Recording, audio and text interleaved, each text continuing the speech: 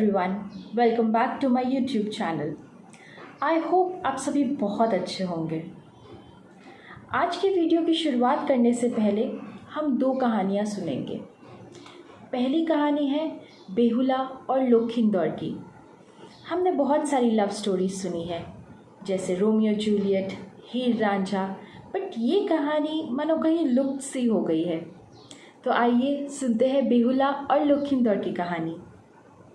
ये कहानी है शिव पुराण की और इस कहानी की शुरुआत होती है चंपक नगर से, जो कि 30 किलोमीटर दूर है अगरतला से। वहाँ रहते थे एक बहुत ही रिच और पावरफुल मर्चेंट जिनका नाम था चांद सागर। वो शिव जी के बहुत बड़े भक्त थे।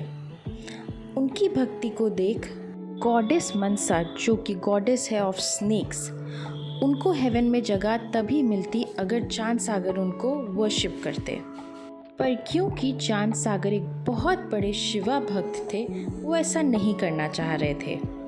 तो माँ मनसा ने अपने अंदर बदले की भावना लेके उनके 6 बेटों को मार दिया।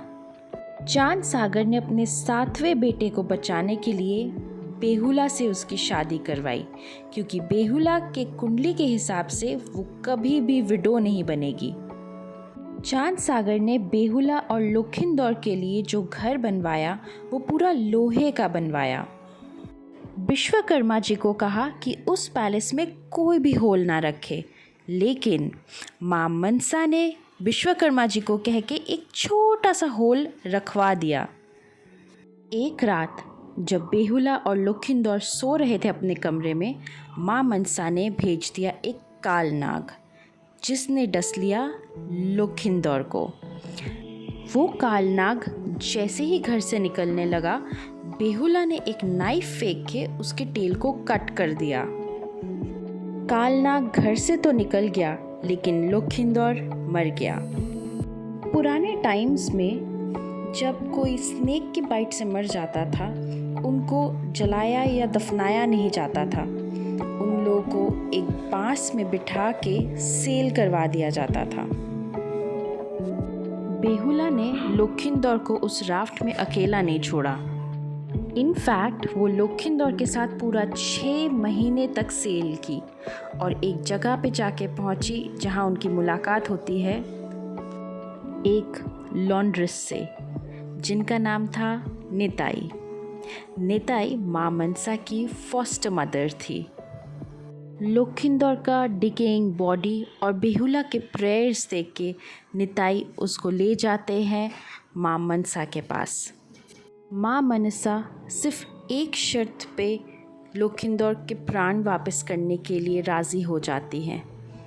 वो बेहुला से कहती हैं कि अगर चांद सागर उनको वर्शिप करने के लिए रेडी हो जाए तो वो लखींदर के प्राण वापस कर देंगी।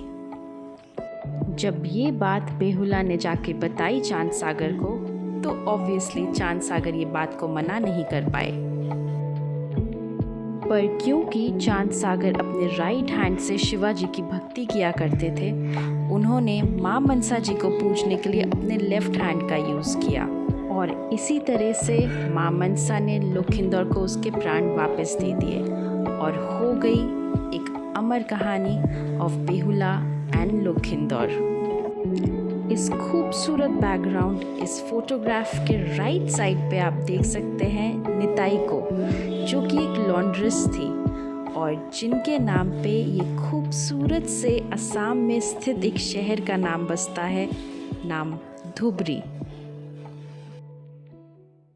Dhubri district has been visited by various historical personalities such as Guru Nanak Dev Ji in 1505, Guru Tegh Bahadur Ji, Swami Vivekanand, Subhash Chandra Bose and Mahatma Gandhi.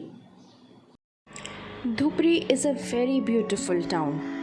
ये 290 kilometers away है from Dispur, the capital of Assam. And it is surrounded by the rivers like Brahmaputra and Gangadhar on all of its 3 sides.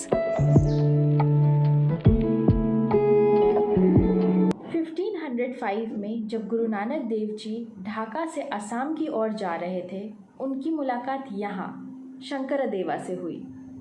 शंकरादेवा Assam के एक बहुत बड़े spiritual गुरु हैं। उसके बाद 1666 में गुरु तेग बहादुर जी ने गुरु नानक देव जी के याद में इस गुरुद्वारा की स्थापना की।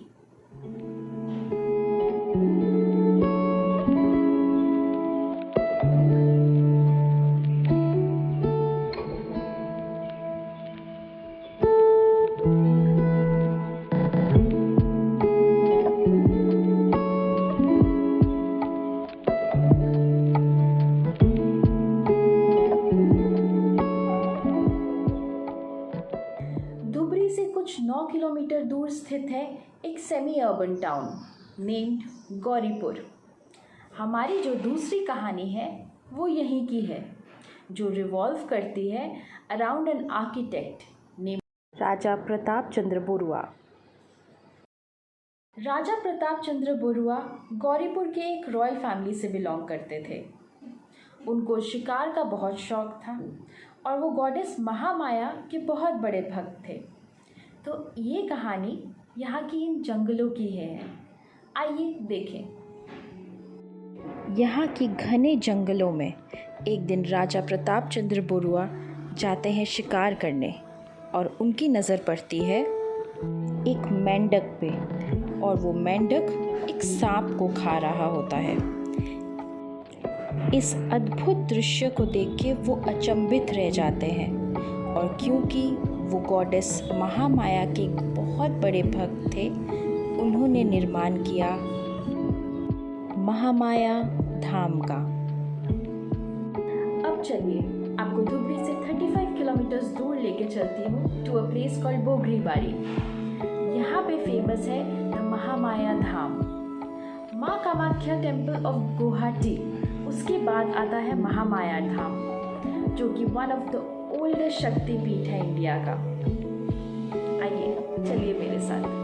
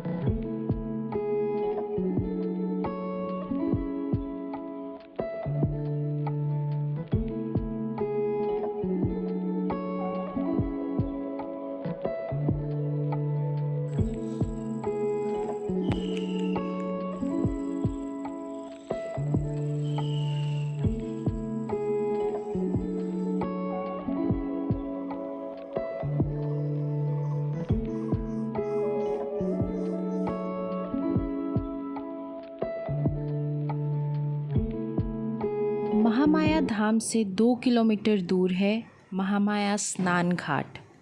कहते हैं पुराने समय में जब देवी देवता धरती पर रहते थे, गॉडेस महामाया वहीं पर ही स्नान किया करती थी।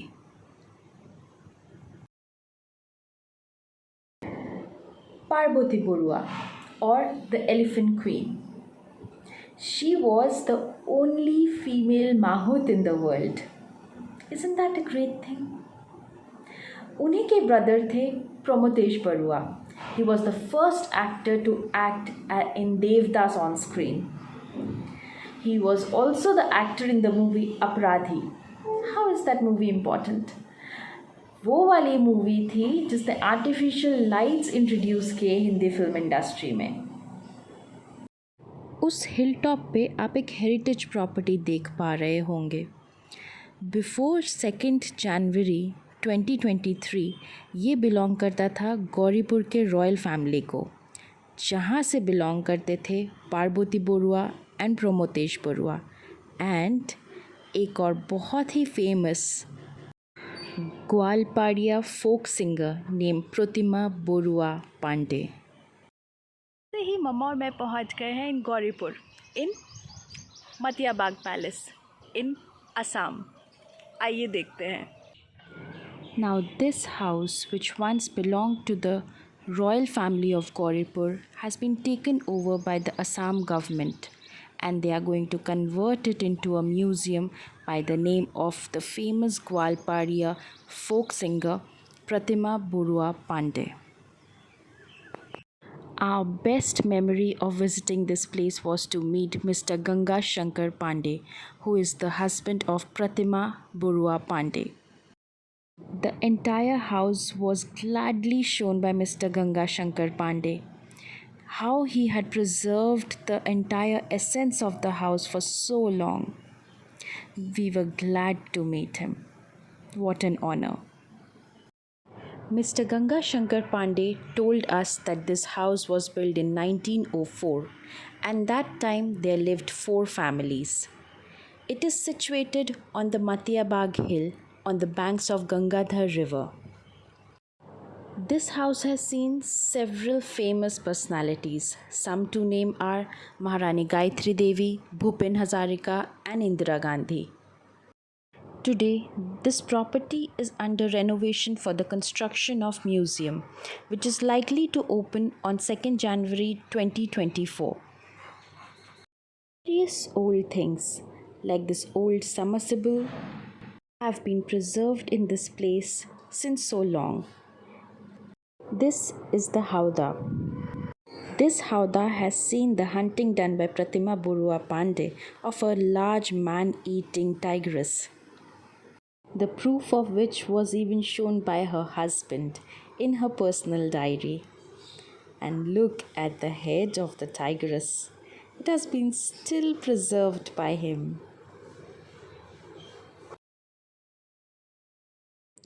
Her life and her works have been documented by the filmmaker Prabeen Hazarika in a film called Hostir Konna.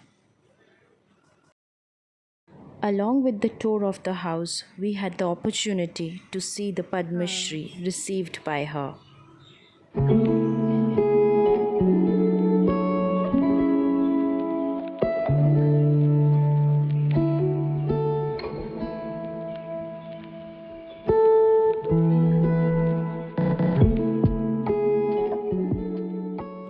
This entire room is an example, a masterpiece of dedication, love, and beauty with which Mr. Ganga Shankar Pandey has preserved the memories of his wife, the famous Gwalparia singer. This is an example of his story. With this Ashtadhatu cannon in the background, gifted by Kuch Bihar Raja to them, I bid salute to this house and just take beautiful fond memories with me.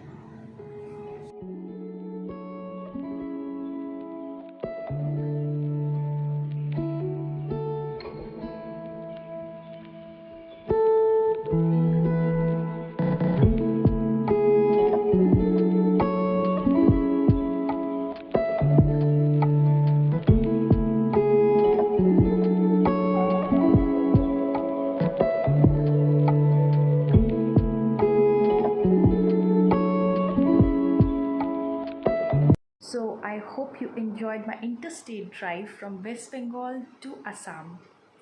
And the historical facts that I shared about Gauripur and Dhubri has motivated you enough to come to this place. This is a beautiful place with so much of history and so much of nature. I'm sure you won't be disappointed. So if you like my video, do hit the like button, share and subscribe to my YouTube channel. See you in the next vlog.